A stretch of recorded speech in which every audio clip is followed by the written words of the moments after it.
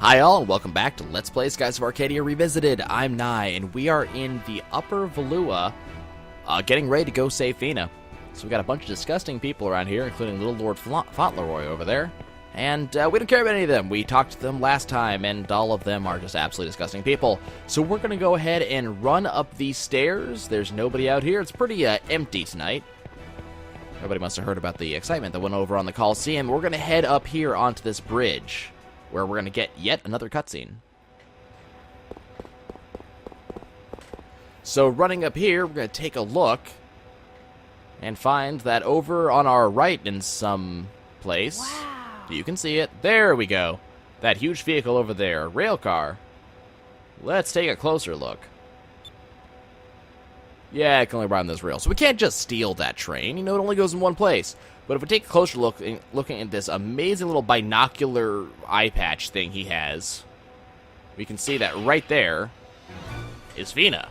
No, I wasn't controlling it just now. She's supposed to be at the palace, but we can see her getting onto that rail car. Looks like that rail car's going to the Grand Fortress. If she gets there, she gets taken into the fortress, we're never going to be able to get her out. So we have to move in now to save her. What are we going to do? There's no way we can catch up to that car that fast, right? It's already activating. That's a lot of lights. Those light beams last for a while. And ow, it's another flare. Those were my eyes, damn it. I need them to see things. So it sounds like the engines are starting and we're never going to be able to get down in there in time. We only got a couple of options, right? And you know, if we had time, this would totally be, you know, a swashbuckler choice. But we don't really have time to think about it. We just got to act. So act, Vice. We gotta jump onto the roof. Is there a plan B? No. Come on, let's go. You've done better jumps before. And Aka starts a long line of landing on her face whenever she does a big jump. It happens a lot more than you might think. No, you're not gonna fall off, you're fine. So now that we're on top of the rail car, you know, I'm sure they didn't actually hear me jumping on or anything. Right? Yeah. So we're on top of this rail car, traveling at really high speeds, and we gotta get to the front and save Fina before we actually get to the Grand Fortress, because that would be absolutely terrible. Let's go. Remember, it is just the two of us, so we've got no backup right now. Now, Galcian's at the Coliseum, surveying the scene of the carnage. And apparently, they've just received a message from the Central Station Upper City where they have spotted some air pirates snooping around the rail cars. Galcian immediately figures out the import of this statement.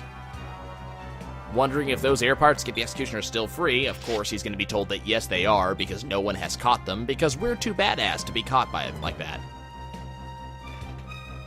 Well, the Valuan soldier summons the city guards to sweep all of the rail cars to find them, but Galcian's like, no, we know where they're going. They're going to try to rescue the girl. We know exactly where they are.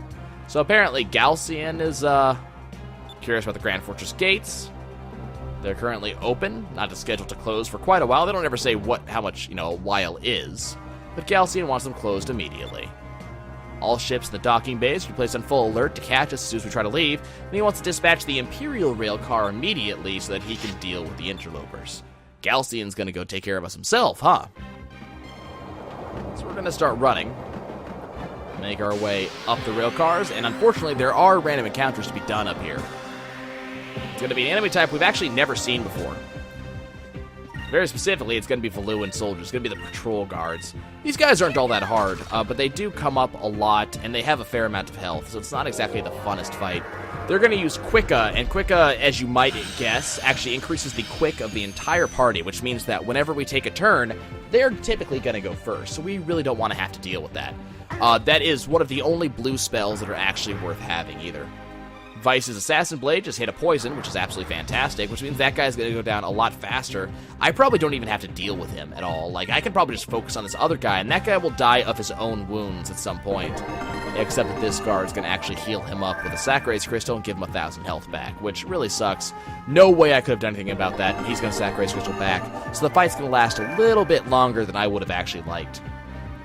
That's absolutely fine, though, because it's not going to be particularly hard to kill these two. Next turn, we're going to get the AoE attack. Vice just takes out that guy by himself. And now it's just us against this last guy who's already taking ticking poison damage. He's going to go down fairly quick. Even if we didn't have all this power, this guy would just be gone. Say Vice just basically gonna one-shot him. Easy fight. Let's have our victory scene on top of the moving rail car. Some more experience points. Aka almost has her ability. Now, notice the camera has pointed behind us, which is probably not good. And as soon as we move on to about the second or third rail car, you'll immediately get this cutscene, where something crashes into the back of the first rail car. And there's the man there. There is Galcian, standing in all of his robed glory. And he looks like an imposing dude.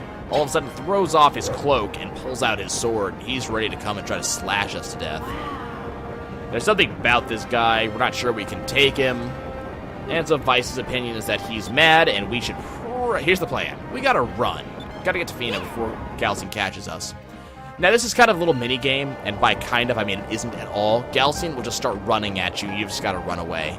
If you want, you can turn around and try to fight him. You're not gonna win.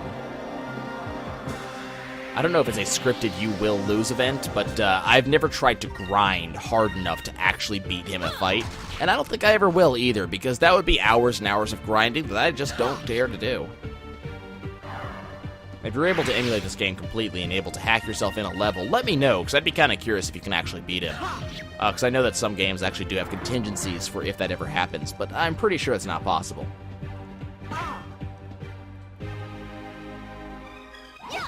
So we'll just take out that patrol guard and we'll keep moving. Now keep in mind, every time we have a fight, Galcian's going to catch up a little bit, so we really don't want to let that happen. Get some more experience. Aka almost has her level up.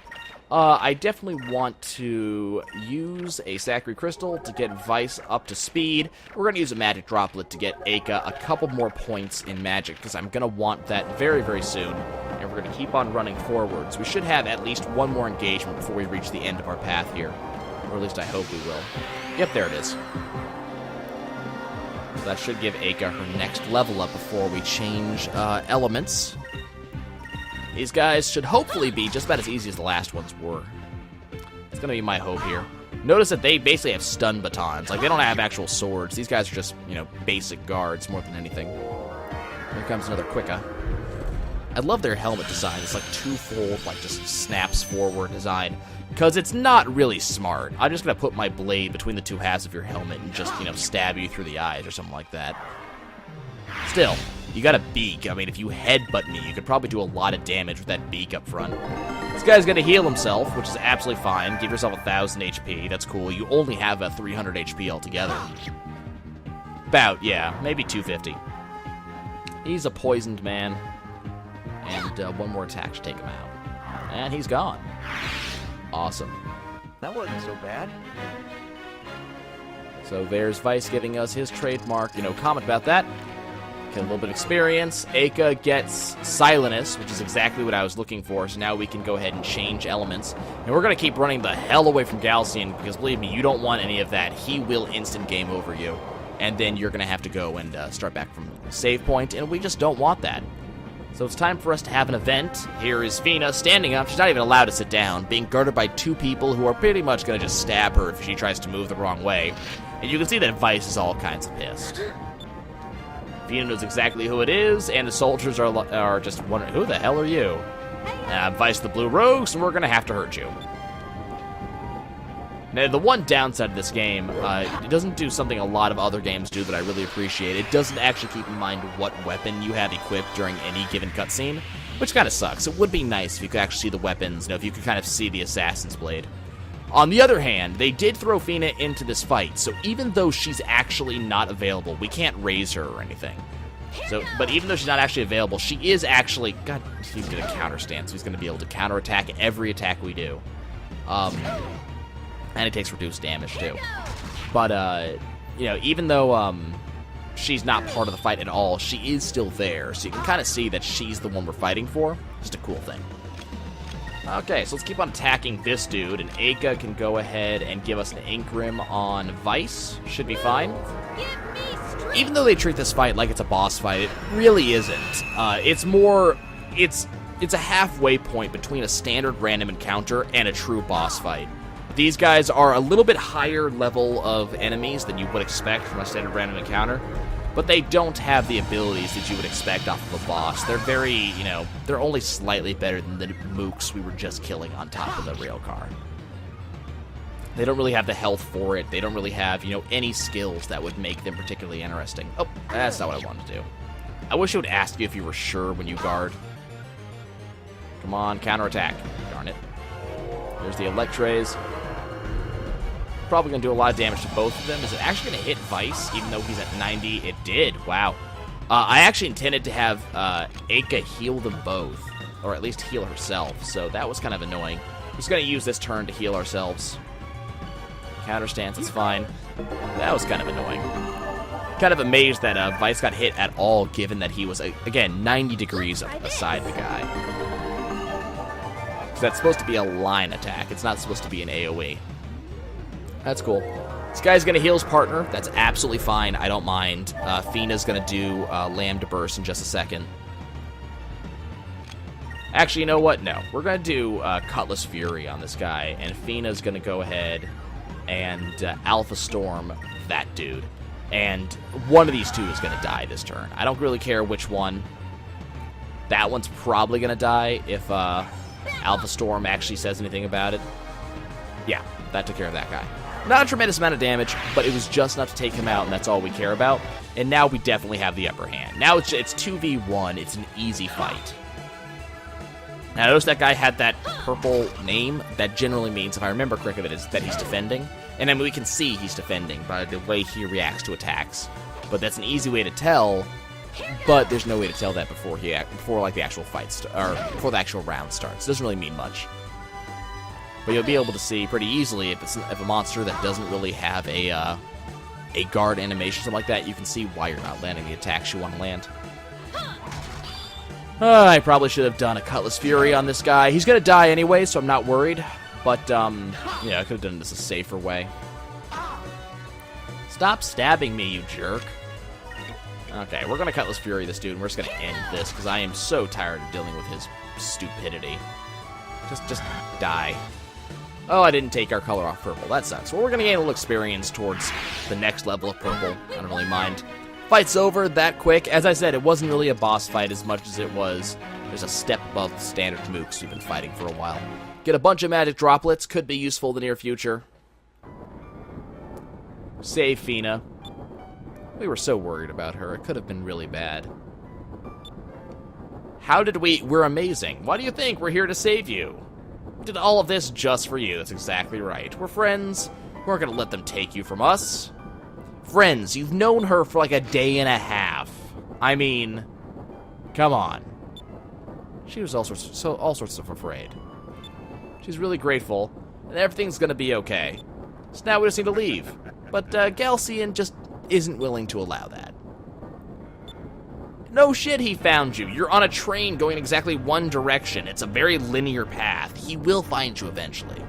This is Galcian, who's the Lord of the Imperial Armada. We have caused him a great deal of trouble, and he wants to know our name. Well, we can answer that real quick. We're Vice the Blue Rogues. We thought he was the guy that cleaned the rail cars with that big sword. So he knows that we're the one that made a fool out of Alfonso, and you know, he wants us to hand over Fina. And that guarantees that our lives will be spared if we hand her over.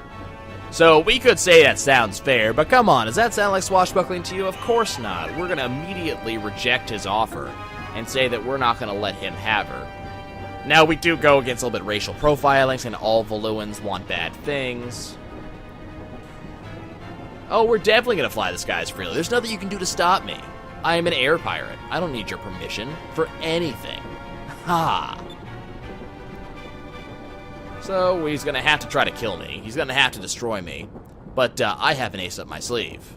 I don't know what it is, but I have one. Oh, that's right. That's what it is. It's the Little Jack. The Little Jack's response to this is going to shoot at us. And somehow that cannonball magically cuts this thing exactly in half. And so we're getting away. Aka's dancing. Those guys don't even bother shooting electricity out of their guns at us. They're just kind of staring at us as we get away.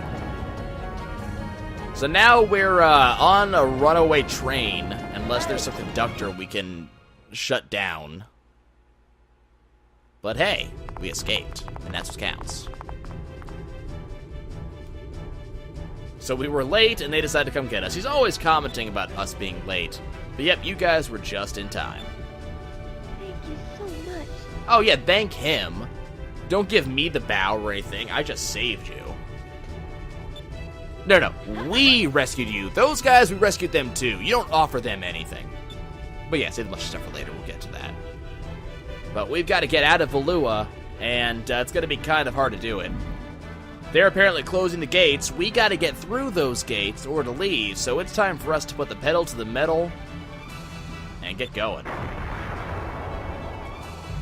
Problem is, there's a bit of a Valuan armada that's sitting between us and that exit.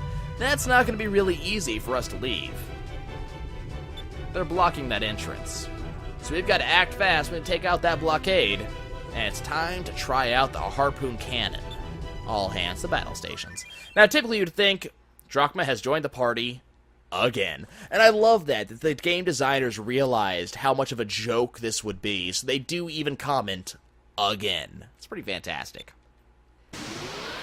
So you would think that because we have so many blue rogues on the party that we'd have, like, endless abilities and endless chances to use an ability, right? Like, it's not going to be a 3x3 grid when we're fighting this Valuan cruiser. Apparently got a warning about us from the Coliseum guards, so we're not going to get through. Well, unfortunately, we do only get a 3x3 grid. We're not going to make it that easy. So if you'll notice, there's a brand new, like, little sign up there right next to the sea. Looks an awful lot like that gigantic spike we have on the front of our ship. That's the harpoon cannon icon, otherwise known as the special cannon icon. The thing about that is that the harpoon cannon is such a specialized thing, and it's so powerful and has to be fired in such a straight line that we can only use it when we're perfectly positioned, which just so happens to be when that icon is there. So we can only fire it then. The thing is so powerful, though, that on most regular enemies, it's just going to take them out just like that. We don't even have to worry about it. So that's why I bothered to save up. The big problem with the harpoon cannon, well, the other big problem with the harpoon cannon, is that it's also a very, very expensive SP-wise ability to use. If I remember correctly, it's 15 SP to use, and that's going to take generally 3 turns if you're not focusing up. Luckily, I'm focusing up, because I know what I'm doing. So we're going to get in position. Now, Drachma's going to tell us about everything I just told you. So what we're going to do is, of course, Vice is going to get to use it. Notice I cannot use it at any other time. It has to be right then. And then we're going to make sure that Aka is using Inkram because we want to just screw these guys. So we're going to go ahead and focus up with Drachma. Aka is going to cast Inkram, and these guys are going to go down with just one shot. There's going to be nothing. The harpoon cannon cannot miss under normal circumstances.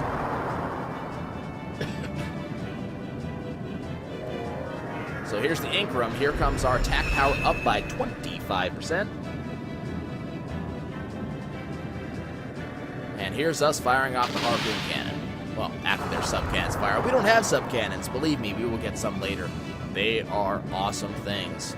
But here comes Little Jack swinging around for an attack pattern. They're going to fire some cannons at us. We're at less than half HP. Doesn't really matter. These guys are going down like nothing. Harpoon cannon is spinning up. Harpoon cannon, fire! And we just split this thing in half, firing this thing directly through it, and we deal an immediate almost 20,000 damage to this thing. That's almost double the health we have, and we're protagonists. Get a bunch of EXP. This is something the game does quite frequently. It'll show us that there's a bunch of enemies waiting for us, say 3 different enemies, 3 different enemy ships, but it takes it as read that if we beat one, we can beat the other 2, so we'll take an entire wave at a time. So we only had to do 1 fight, but we technically did 3 all at once. So all we have to do is get through that gate that's closing. It's been closing the entire time we've been fighting, and it's closing pretty fast. I know we're moving quickly, but, you know, come on, Little Jack. Let's see if we can do it. You can see it put out that little extra effort. Moving as fast as we can, but it looks a little bit close. And we cut it by the skin of our teeth. I think we left a little bit of paint back there on their door. They're going to have to scrape that off, and they're probably going to be a little bit pissed about that. And because the door is closed, because it takes so long to open, they're not going to be able to chase us. Kind of amazed those cannons aren't shooting at us, though, because you'd think they'd be taking some pot shots. But, yeah, we're out. We just escaped from Valua. There's Aka dancing. Woohoo! We're the greatest! Damn right I am. Fina's just happy. There's a little bit of softening Drachma's features. Dine has to make another comment about us potentially being late. And we can finally say goodbye to Valua, which, believe me, I've been wanting to do for just a little while. Time to get back home to Pirate Isle. Yeah!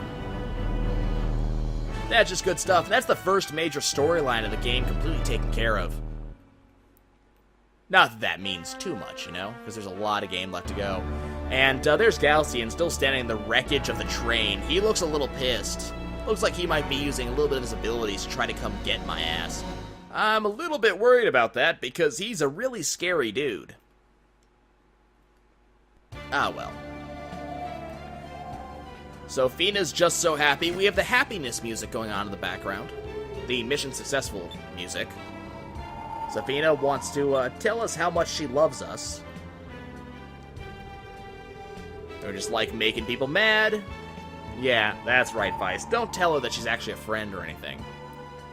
I still don't know how they could be friends. They only spent like 2 hours together, you know? Yeah, we should grab more loot. That's absolutely true. Apparently Aka's messing with us. She always messes with Vice. They're like brother and sister. Even though, you know, we'll find out later that Aka wants a little bit more than that. So Vice wants to know exactly what is this mission that he... I don't know at what point he actually heard about this mission. I'm not sure, like, where he heard about this from, but apparently he wants to know what this mission she's on. What's she looking for? Why is the Valuan Empire after her? How can we help? And remember, this is the same thing that she was asked before, but she's going to tell us now. She is a Sylvite, a descendant of the Silver Civilization. Aka has no idea what that is, but apparently hundreds of generations ago, the world's population was divided into 6 different civilizations, and now we're going to get the actual cutscene. There was one that existed under each of the moons in the sky, the green, red, blue, purple, yellow, and silver different moons, so civilization for each one of those. Each of those civilizations harnessed the power of its own moon by learning how to use moonstones as a source of energy, as the people do now. The entire world went through a technological revolution, but the problem was the technology advanced just a little bit too fast than a little bit faster than the people that actually wielded it. And the leaders of each of the civilizations became corrupt, and their ambition led them to war. They used that technology to create weapons. These weapons were called the Gigas, and they were gigantic living weapons that were capable of destroying whole islands. Aka's apparently heard about them. There was a giant, there was a dragon. But she thought those were all tales parents told their children and never thought they were actually real. And Fina, you know, they're really real. When the ancient civilizations went to war, they unleashed the Gigas on each other, and many, many people died. And then something happened. The rains of destruction, capitalized, you'll notice, fell, but no one knows what caused it. But apparently the moonstones fell from each of the moons and fell for what seemed like an eternity. Thousands of stones at a time, like a rainstorm. Gave us a lot of power, you understand, so that's probably where we get all the power for our ships. But it was almost as if the moons wanted to make sure their powers would never be misused again. And each impact, you saw what that did to the Shrine Island. I mean, gigantic hole in the wall. Think of that like thousands of times over. Millions of people would die in the rains. And the stones battered the lands and leveled the cities. All of the ancient civilizations were destroyed, and only a few survivors remained, which eventually leads to us. But even if the rains of destruction never happened, the Gigas would have destroyed the world anyways. There are people who are trying to reawaken the Gigas, the Valuan Empire, obviously. But to command the Gigas, it's necessary to find the Moon Crystals, which apparently still exist. Okay. The Moon Crystal is a highly concentrated form of moonstone. So that's like super fuel. The original moon crystals used to control the Gigas are scattered throughout the world. Again, not destroyed, I don't know why. Valua is searching for those crystals so they can reawaken the Gigas. And that's why the Valuan Empire kidnapped her to find out where they were hidden, because apparently Fina was sent here to gather those crystals before the Valuans could find them and put them somewhere that could never be used again. And Fina wants to ask a favor of us, even though we just had to save her from inside the Grand Fortress, a place that was apparently impossible to get out. But she wants us to help her travel the world in search of those crystals. Because without her ship, she can't do it. And if the Valua gets those crystals, she doesn't know what will happen, and she doesn't want to know. Personally, I'm with her on this one. Well, I don't know, guys. Should we think about this, or should we just go headlong into it like a badass? I'm thinking headlong into it like a badass. Best music in the game right here. I love that music. But yep, we're gonna go and find them crystals. Chance to see what lies beyond the sunset and all that jazz. Chance to explore. Yep, you'll be honored. That's what's gonna happen. And then for no particular reason, this really awesome cutscene suddenly gets weirded out by the introduction of a new friend. Out of Fina's wrist comes this silver balloon thing, which then, proceeds to go into orbit around Fina's head.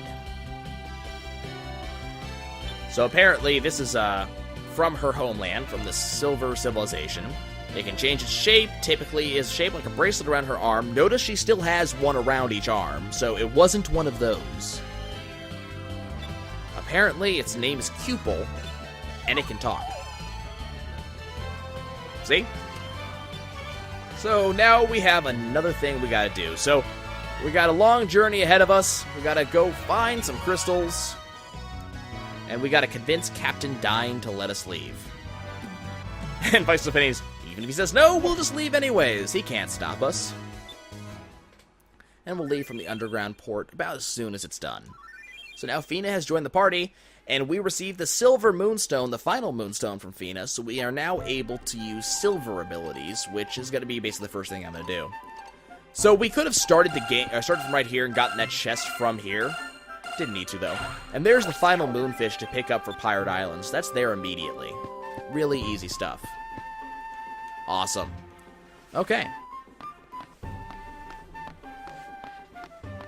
Just gonna climb down the really long ladder. We got a couple more things to do before I'm gonna close out this episode.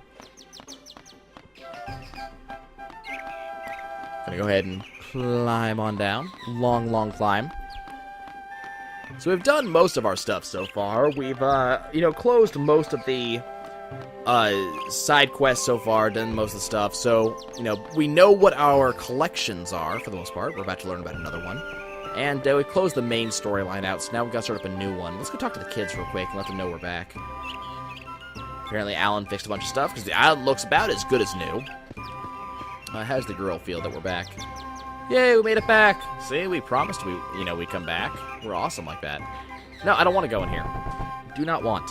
No, not interested. Don't need to talk to them. Okay, real quick, let's go on, this direction. And we'll go downstairs. Got one last thing we gotta do.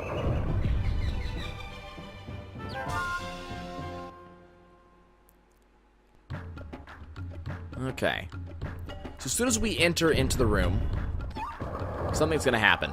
Now, you can't obviously see this or feel this, but my controller's vibrating, and all of a sudden, Fina's asking Cupel what's wrong. Cupel starts squeaking, and Fina will let us know that there's a Cham around here. A Cham is apparently a little shard from a moonstone that fell and shattered when they hit the ground, but Cupel eats them. They should be everywhere, but there's only about 30 of them in the game.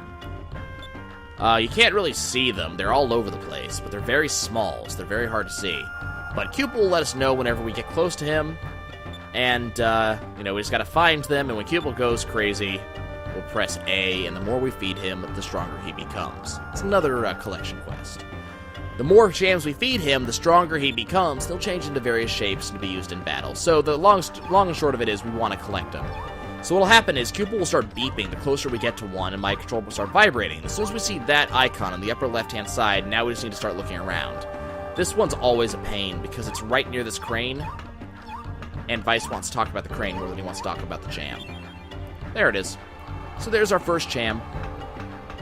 And I think that's about where I'm going to call it, guys. I'm going to head down to the save point, and I'm going to save up just before we move on.